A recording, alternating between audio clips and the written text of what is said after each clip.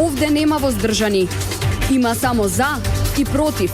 Се отвараат деликатни прашања, а се бараат конкретни одговори. Кворум, политички магазин на радио Слободна Македонија. Добар ден, јас сум Бојана Димитриевска, го слушате политичкиот магазин Кворум на радио Слободна Македонија. Вчера имавме ден полн со неизвестности.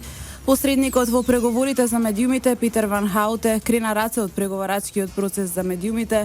Рече се дека се предава и дека нема да има избори на 24 април. Од друга страна, владеачката ВМРО ДПМНЕ се изјасни дека нема веќе да учествува во преговарачкиот процес, односно дека нема да соработува со посредникот Питер Ван Хауте. Го прогласи за турист, САД и Европската Унија излегоа со оценка за спроведувањето на пржинскиот договор. Америчкиот амбасадор Джис Бейли кажа дека не се исполнети условите за кредибилни избори на 24 април, но дека сепак одлуката е во рацете на парламентот. Денеска се очекува ВМРО ДПМНЕ да излезе со коментар за оценката на САД и Европската Унија. Ќе видиме што ќе донесе денешниот ден. Со мене во студиото е политичкиот аналитичар Алберт Муслију. Добар ден и добре дојдовте. Добар ден, добро ве.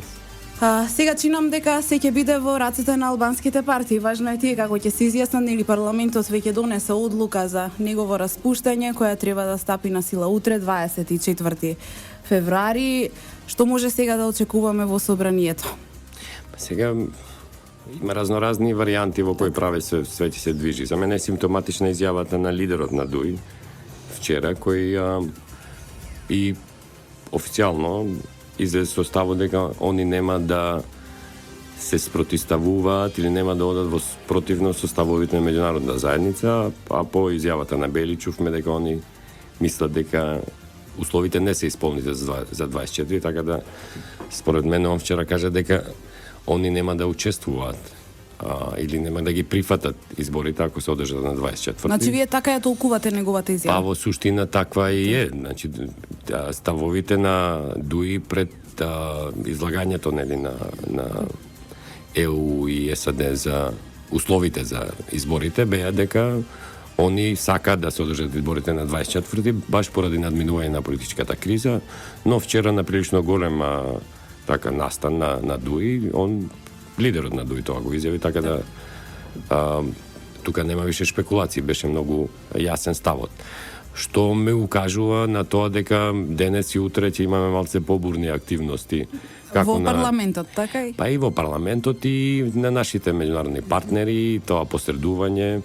Треба да го очекуваме да видиме кој ќе биде ставот. Значи ставот на ДПМНЕ беше во однос на Ван Хауте, а не во однос на извештајот.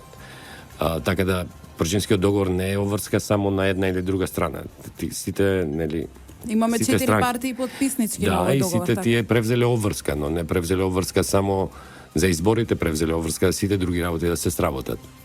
Ние бевме сведоци како целиот процес течеше, значи со одуговлекувања, со нерешавање работи кои претходно ги договориле во пржино, како во јуни, така и во јули. Така да ситуацијата е таа. Ние имаме извештај кој вели дека изборите не може да бидат кредибилни по изјавата на Бели. Имаме изјава на Али Амети дека он нема да се спротивставува на ставовите на меѓународната заедница. Имаме став на СДСМ дека нема да учествуваат на изборите на 24-ти, вклучувајќи ги тука и ДПА. Не верувам дека ДПА ќе излезе со став кој би бил спротивен на ставовите на меѓународната заедница. Така да денеска треба да видиме кој ќе биде финалниот став на ДПМНЕ. Ако он биде дека тие инсистираат на 24-ти, а веќе е изгласано тоа во парламентот, може да очекуваме некои бурни така интересни настани и во парламентот. Ја не верувам дека до тоа ќе дојде, верувам дека пак ќе седнат и нешто ќе се издоговорат. На тоа ме укажува и благата најава на амбасадорот Бейли дека се спомнувал и датумот од 5 јуни. Но не е тоа став на извештајот, туку као заклучок дека се зборало и за тоа. Така да верувам дека и тоа одолжувањето што беше на покажувањето на извештајот на ЕУ и САД беше баш поради тие преговори. Не забораваме, вчера додека се одолжуваше тајмингот за излагање со финалниот извештај, ние имавме 3 лидери на три од четирите партии во клубот на пратеници во кој учествуваше и Бели. Значи таму тие не отишле да го изгубат времето, сигурно нешто се преговарало.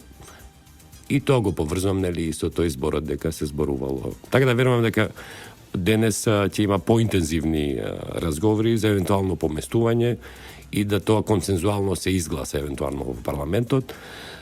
Затоа што ако не е консензуално, веќе влегуваме во друг вид на криза и разрешница. Продлабочување на кризата? Па секако продлабочување. Значи, начин за излагање од длабоката криза беше Пржинскиот договор и неговата имплементација. Ако одиме во други правци кои се вон на договореното во Пржинскиот договор, секако е продлабочување на кризата. Така, но што еве доколку изборите се одложат до 5 јуни, колку е тоа? Сметам дека е малце време за да се завршат, не да се завршат сите работи, со оглед на фактот дека опозицијата има низок рейтинг, тоа го покажуваат анкетите. Колку би се поправил рейтингот во тој период? Види, значи не може да се земе само рейтингот као исклучива работа. Врз рейтингот влијаат многу работи. Ние видовме како прошла година со почетокот на објавувањето на бомбите имаше осцилации во рейтинзите. Оваа година веќе имаме прва активност на специјалното јавно обвинителство. Имаме и други активности, значи треба се влезе во реформски процеси. Све тоа влијае врз рейтингот. Но за нас кои не сме директни учесници во изборниот процес, тие се па и релевантни работи која партија колкав рейтинг има. За нас као граѓани се битни институциите и условите за изборите, за да тие не оставаат сомнеш во изборниот процес. Ако има сомнеш во изборниот процес, тоа на било која страна која учествува во процесот и дава изговор да не ги призна истите, што значи дека пак не сме излегле од политичката криза. Така да мислам дека и во нашето општество треба три страни више да се, да кажам, консултираат во целиот процес. Две страни се кои учествуваат во процесот и третата страна е која не учествува. Ја мислам дека за сите тие кои не се партиски активисти, војници, поддржувачи и така натаму, е битна ова третата работа. Значи институциите, условите да тие бидат транспарентни, демократски, фер и така натаму, и во таа фер и демократска игра кој ќе победи, тој ќе си биде легитимен и неоспоруван победник.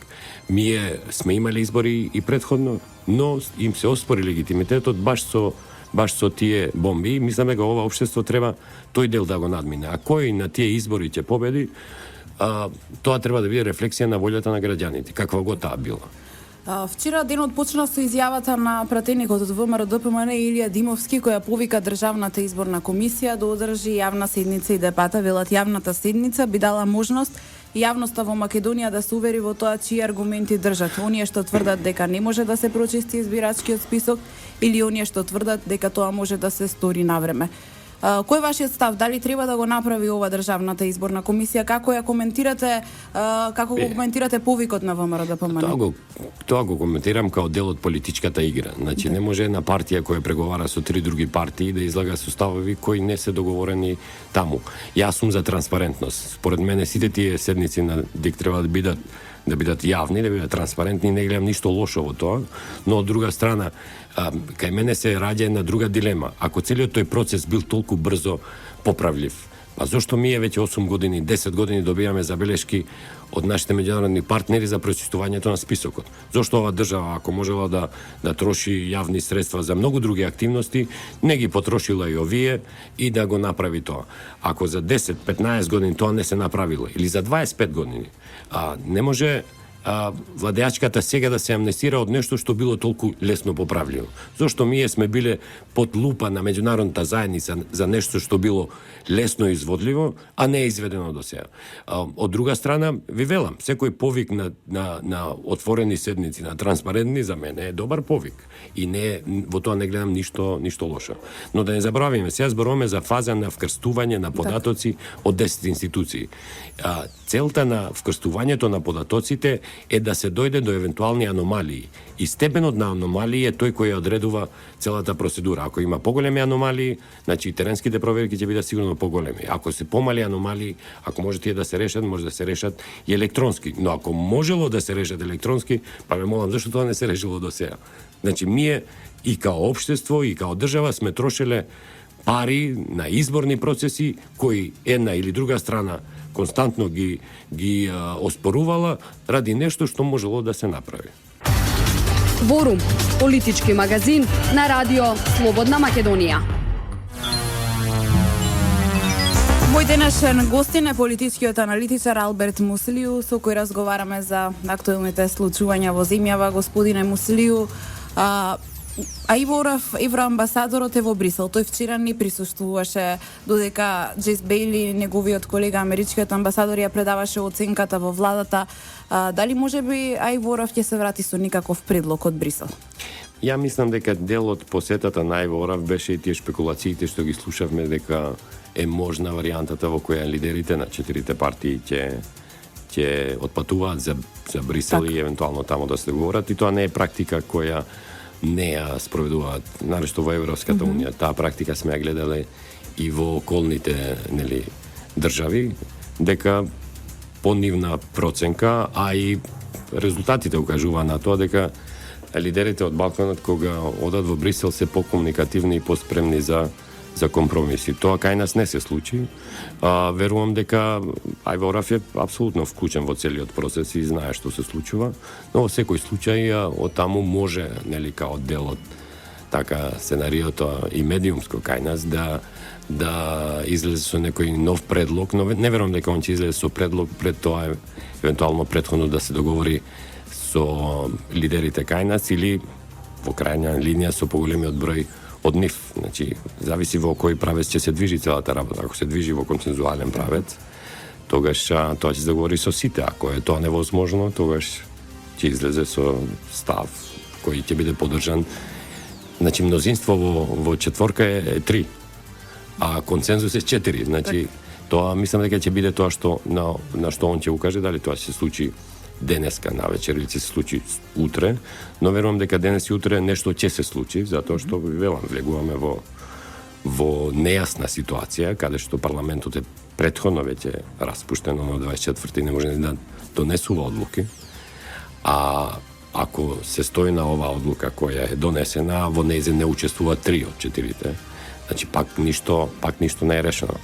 И такви лимбо ситуации не верувам дека ќе се дозволат, баш поради тоа што би се влекло во многу понепозната сфера. Верувам дека процесот е релативно држан под контрола во минатиот период и сакам да верувам дека денес и утре нешто ќе се договорат. Така. На почетокот спомнав дека ВМРО-ДПМН најави дека нема веќе да соработува со белгискиот експерт Питер Ван Хаутте во однос на преговорите за медиумите. Хипотетички, доколку нели велите вие се пролонгира датумот за избори, доколку нели во собранието се донесе поинаква одлука, тоа би значило дека би продолжили и оние преговори за медиумите. Но што во ваква ситуација ВМРО-ДПМН нема да учествува? Дали тоа би значило дека ние треба да бараме нов посредник? Па види, тој посредник прво не е наш. Он е посредник од Европската унија и он е платен од нив, така да ние него ни плаќаме. Тој е као олеснувач и начин на поддршка на нашите партнери во целиот процес. Не заборави, меѓународната заедница е гарантот на Пршинскиот договор и тоа е дел од нивната контрибуција, нели, на целиот процес. Мене мислам дека е непотребно толку емоции да се вклучуваат во тоа. Он е сепак професионалец, човек кој тоа го работи и европскиот начин на комуникација и цинизмот е дел од нивното. Се не можеме да очекуваме дека он во јавноста ќе се обраќа со потешки зборови, да не заборавиме. Иако е професионалец, он минатиот период беше мета на многу јавни личности во Македонија, што според мене не е коректно. Не се европјаните и американците виновни зошто нам ни се они потребни некои работи да ги одблокираме. А дали е коректно он да го навредува македонскиот народ? Види, тоа, тие постови со мачките, не верувам дека се концентриране кон народот тука. Ја мислам дека негова главна цел беа политичарите во Македонија. Не зборувам, они претходно се обраќаше кон македонскиот народ, кога велеше дека ние немаме европска култура, дека ние не сме европска цивилизација. Не. Мислам, тоа може би така било прикажувано. Ја мислам дека целта на неговите така хумористични скечови беа нашите политичари, но во ниеден момент не покажал некоректност или недоволна почит кон народот во Македонија. туку врз кон политичарите. И од друга страна, ако ја видите целата ситуација во која се наоѓаме, не е ова поради вина на граѓаните, ова поради вина на политичарите. Независно од тоа си е, да кажем, самостојна одлука на ДПМН и тоа не може да влијае врз процесот, тоа може да влијае врз тој што ќе го олеснува процесот и не ова прв пат ми е да се соочуваме со вакви ситуации. Кога год имало потешки преговори, не забравяме 2001 дел од меѓународните олеснувачи се прогласија и за персони нон грата. За разлика од тоа, Ван Хауте бар му се дозволува да остане и туристички во Македонија, така да е подобрување во однос на тоа што и се случувало, но тоа се случи, значи не е ништо страшно за процесот, но пак би сакал да укажем дека ја не сум примотил во неговото обраќање омаловажување на граѓаните, а омаловажување на политичарите може би се случувало на многу перфиден европски начин, а дали нашите политичари некогаш заслужуваат вака малце погруби изјави, заслужуваат, затоа што, пак ќе ви кажам, ние не се наоѓаме во оваа тешка политичка криза поради неодговорноста на граѓаните, туку поради неодговорноста на политичарите. Кворум, политички магазин на радио Слободна Македонија. Во меѓувреме пронајдов некои од изјавите на Ван Хауте и ве што вели тој не е добра идејата да се копира од европските земји. Збориме ова кога беше расправата во клубот на пратеници за законот за медиуми и да се земаат закони од нив, вика за тоа што вие имате различен правен систем, друг устав, друг менталитет. Вашите медиуми не може да се споредуваат со медиумите во другите земји. Затоа ве молам, обидете се да го искористите она што го имате и да го подобрите тоа. Од друга страна пак, препораките на Европската комисија се за хармонизација на македонското со европското законодавство. Зошто не може тогаш да се ископира закон за медиуми од некоја земја членка на Европската унија? Затоа што медиумската состојба кај нив не е иста. Видите, не забравиме, имавме ние барем во поблиското обкружување случаи каде што прислушувани материјали генерира такви реакции општествени да имаше сериозни проблеми во тие држави. Кај нас имавме во след објавување на такви материјали и имаме релативно мека општествена реакција.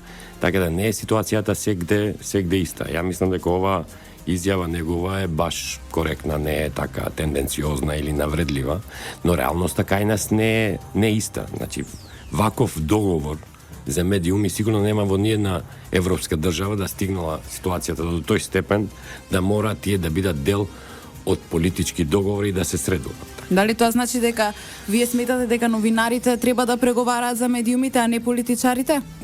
Види, за медиумскиот простор не го злоупотребуваат новинарите само иницијативно, туку го злоупотребуваат политичарите. Така да, за мене целиот овој процес на преговарање после Пржинскиот договор беше релативно затворен, не можеше да учествува, не може целото општество да учествува, нели, преку разни интересни групи. Верувам дека новинарите треба да учествуваат, но штетата е направена и во новинарската фела, така да вие не лесно доаѓате до објективен став во врска со регулирање на тој простор. Ние имавме вклучување дури на здружение на медиуми во целиот тој процес, што според мене не е баш толку продуктивно кога учествуваат тие кои се бенефишари, што би се рекло, од целиот тој процес на финансирање, затоа што ако се преговара тогаш за, што знам ја, за дел од економијата, треба банките да учествуваат, а тие не се непристрасни, тие имаат и личен интерес во целиот тој процес. Значи, реалноста е таа. Ја ги разбирам политичките препукувања, европски закон, европски модел. Ние сме во процес на реализација на политички договор кој треба да обезбеди излагање од политичка криза. Ние не сме стигнати во политичка криза поради коректно однесување. Ние сме стигнати поради некоректно однесување. И ние, за да имаме европски закони во таа сфера, треба да стигнеме до фаза на нормалност и после да го уредиме целиот тој простор. Саморегулацијата е голем дел од начинот на регулирање на тој медиумски простор. Но да не заборавиме, кога се носеше законот за медиуми, иницијативите кои укажуваат дека има потреба од саморегулација, на нив највише им се спротивставуваше владеачката коалиција, затоа што велеа дека тој треба да се регулира. Значи, за мене дерегулацијата во тој простор е многу битна, но не во делот на финансирање со јавни средства или во регулирање на јавниот сервис. Јавниот сервис треба да се регулира и финансирањето. А после тој другиот дел кој има работа со приватните медиуми, може после фазата на нормализација највише да се регулира со саморегулација. За сега нема индиции дека е можен консензус за одложување на изборите, сепак се чека владеачката ВМРО да помара и да го соопшти својот став. Но еве доколку се постигне тој консензус, кој датум сметате дека би се избрал, дали тоа можеби ќе биде 5 јуни, оној што го спомена вчера америчкиот амбасадор Джес Бейли, или можеби ќе се избере некој друг датум со оглед на тоа што моите информации, односно партиски извори од СДСМ говорат дека сакаат тие изборите да се одржат во септември. Кој мислите дека ќе биде компромисот, еве, кога би гласала Македонија ако не на 24 април? Ја мислам дека компромисот ќе биде помеѓу сработувањето и датумот, а не помеѓу двата датума.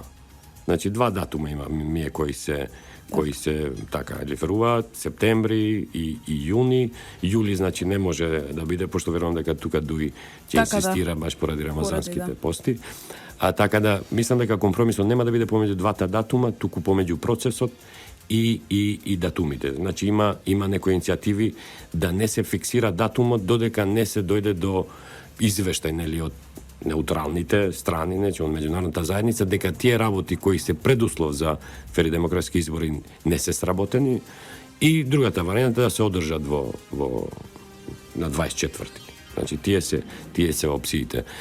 Според мене, пак ќе ви кажам, работата на датумите и спекулациите или математиките кои ги прават партиите се нивна персонална работа. Според мене, као граѓани, многу ми е побитно системот да е поставен на место, и ако влегуваат во тој изборен модел и систем странките со исти шанси, исти предуслови, тогаш кој ќе победи е и ирелевантно ако тој влезе во систем каде што институциите се зајакнуваат.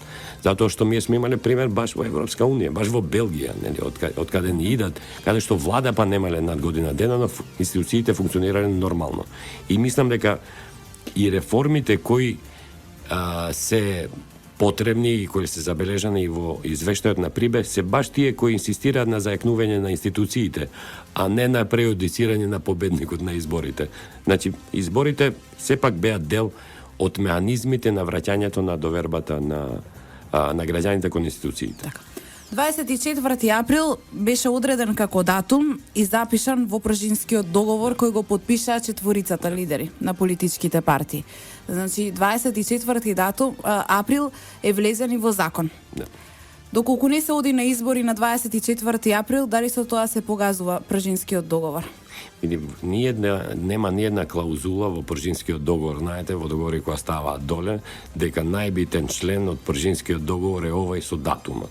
Пржинскиот договор подразбира договори за медиуми, прочитување на списоци, работа несметана на специјалната јавна обвинителна, реформи во ДБК и така натаму. Значи, има многу активности кои се предвидени во Пржинскиот договор и кои треба да се спроведат. Така да, иако страните во зависност од нивниот партиски интерес инсистираат на дел од Пржинскиот договор е подпишан во целина. Значи, нема таму да кажете, поголемиот дел е спроведен. Нема, тој треба да се спроведе целосно, затоа што е компромис.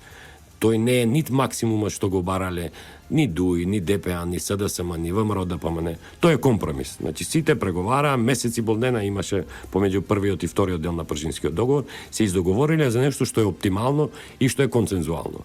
И кога е нешто консензуално, нема тука бирање pick and choose, што се вика ќе изберете што ви одговара. Тој треба целосно да се спроведе.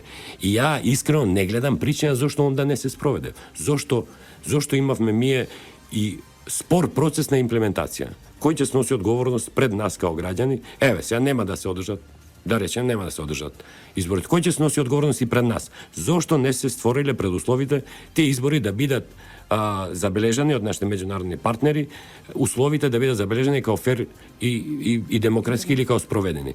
Ви велам, неќам ја баш да коментирам цело време во спинот на политичките партии. Реалноста е таа. Тој е комплетен договор, треба целосно да се спроведе и да ние како општество стварно излеземе во малце помирни и понормални води. Сега нормално владеачката која е во системот и за која се предпоставува дека системот и е во функција, затоа што дел од забелешките се и нераздвојување на партијата од државата, инсистира на што пократок временски период, за да може евентуално тие меанизми да ги искористи во свој интерес. Опозицијската инсистира што подолг да биде периодот за тие реформи да може да се спроведат. И пак доаѓаме во парадоксална ситуација во Македонија, каде што владеачката која има мандат инсистира што побрзо да се одржат изборите, а опозицијската која е вон владата да инсистира да се одолжат. Но причините се овие, значи не е сработената работа. И секако секоја страна инсистира на тој дел кој највише ја одговара на нејзе. Ако навистина дојде до одложување на изборите, ќе треба да се направат измени во изборниот законник, бидејќи 24 април е терминот заведен во изборниот законник. Рокот до кога собранието треба да се распушти е утре на полноќ. Вие очекувате лидерска средба. Кога би се случила таа лидерска средба и дали мислите дека би се собрале четворицата лидери? Јас се надевам дека се соберат четворицата, пак ќе го кажам на тоа. Значи нашите законодавци ни покажа дека се креативни кога треба некој проблем да се реши, така да имавме и така преодни и решенија во целиот тој процес. Значи временскиот период не е проблематичен колку е дали ќе има волја и дали ќе се договора за тоа што треба да го направат. И тоа е менување на закон, туку на член од закон. Така да мислам дека тоа брзо може да се изведе. Дали тоа ќе има импликации врз другите делови, значи техничката влада, така натаму, тоа треба да го видиме. Оставката на премиерот Груевски или? Добра, али сепак да помне го има мандатот, значи не е дека така, да. Премиерот е од друга политичка партија, но ви велам тоа сигурно ќе има импликации, но временски дека може да се изведе, може, и дека не им е ова стартен муабет, па они треба да се запознаваат. Мислам дека и овие 2-3 дена, може би и денеска веќе разговараат во таа тема. Не разговараат лидерите секогаш доаѓаат кога треба да се пресече, но не верувам дека и Сабајлево денешно го изгубиле и одмараат од вчерашниот напорен ден. Мислам дека тие разговори се поинтензивни и се надевам дека ќе дојдат до некое решение кое ќе биде во бенефит на општеството, независно како тоа ќе влие врз нивните партиски интереси. Кворум, политички магазин на радио Слободна Македонија. Јас сум Бојана Димитриевска, со вас и овој понеделник, неколку минути после 11 часот па се допладне во политичкиот магазин Кворум на радио Слободна Македонија. Мој денешен гостин е политичкиот аналитичар Алберт Муслију.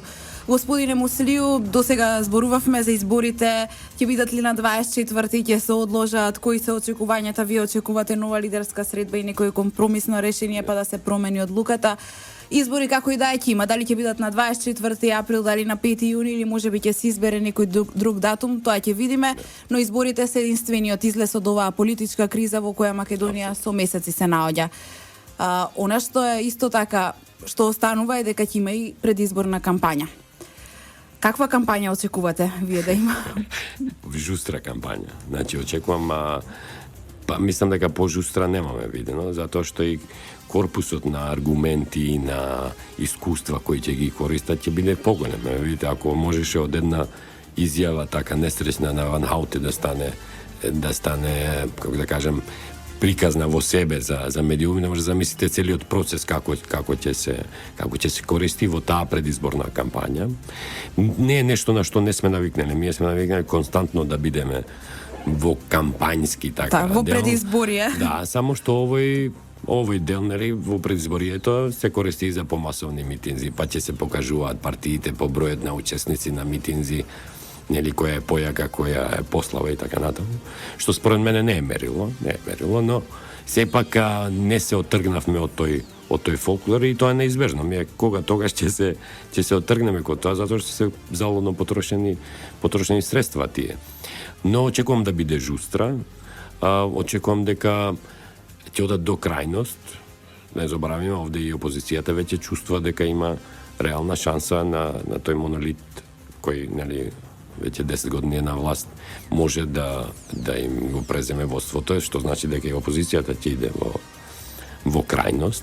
И секој момент, дури и бизарни разлози, верувам дека ќе се користат во предизборната кампања. Нормално тука ќе го имаме тој фолклорот на патриоти и предавници, така натаму. Сите се повикуваат на народот. Да ви кажам дека во Македонија најголемата коалициска влада па немала никогаш повеќе 42-3% од гласачите во своите недра. Тоа ако се земат процентот на гласови, на излезе и на гласање, избирачкиот список. Но таа желба на повикување на народот како во минатиот, не предминатиот век, секако останува и вие гледате по изјавите на политичарите. Значи сите одат и се представуваат во име на народот. Пак ќе ви укажам, немало кај нас влада од самостојувањето која имала повеќе од 42-3% на севкупниот гласачки квантум кој излегува на избори, вклучувајќи ги сите партии, значи. Но таа тенденција е дел од тој фолклор предизборен кај нас и се надевам дека во сферата на меѓуетничките односи нема пак да навлезат во таа димензија на раслојување или на подигање на тензии. Мислам дека искуствата, ако ништо друго, во минатата година укажа дека таму па не можат баш сега многу лесни гласови да се добијат, што е добро за ова општество, бидејќи меѓуетничките односи се едни од темелните вредности на ова општество, но верувам дека во македонскиот политички кампус патриотизмот, издајништвото ќе бидат дел од фолклорот. А што е со албанскиот политички блок со оглед на фактот што и ДУИ е долго време на власт, некако опозицијската ДП на Тачи? Во албанскиот политички блок веќе имаме и трета опција која се посериозно нагазува во процесот. Имаме вкрупнување, например партијата на господинот Села со партијата на господинот Весели, поранешен лидер кој што беше градоначалникот на Гостивар Руфи Османи, веќе се споија во предизборна коалиција, имаат и име за тоа. Има тенденции да се окрупнат и другите албански парламентарни партии да се вклучат во тој блок. Дали може тие во старт на овие избори, сега во зависност кои се одржат, да им ја ризикуваат позицијата на ДУИ, па мислам дека во нивната стратегија одат чекор по чекор. Они мислам дека инсистираат, бар настојуваат во зависност од окрупнувањето кое ќе го направат, да бидат главната опозицијска сила, што после секако ќе има даде можност да сериозно ја ризикуваат позицијата на ДУИ на некои наредни избори. Ако оваа влада која ќе излезе после овие предвремени избори излезе од таква политичка криза и треба да се навлезе во и системски некои промени, верувам дека ние секако нема да чекаме долго време или цел мандат да имаме и некои наредни избори, така да мислам дека тоа е дел од нивната стратегија. До сега функционирале добро, гледам дека имаат зголемени активности, сериозно целат кон ако не да станат први во политичката сцена, тогаш втори. Што би значило втора парламентарна партија. Точно, ако сте втора парламентарна партија, тогаш можеби ќе се окрупнат скроз, затоа што во моментот ДПА не е во тој опозицијски парламентарен блок. А ако се вклучи и ДПА или на овие на некои наредни избори, тогаш тоа ќе биде сериозен предизвик и за владачката ДУИ. Ви благодарам за денешната анализа. Ви благодарам и вам. Вам, почитувани слушатели, ви благодарам на вниманието. Денеска е 22 февруари 2016 година. Јас сум Бојана Димитриевска, уредник и водител на политичкиот магазин Кворум, кој е во продукција на Радио Слободна Македонија, техничка реализација Владимир Дамјановски. Останете со програмата на РСМ. Се слушаме наредната недела после 11 часот па се до пладне. Пријатно попладне. Овде нема воздржани. Има само за и против. Се отвараат деликатни прашања, а се бараат конкретни одговори. Кворум, политички магазин на Радио Слободна Македонија.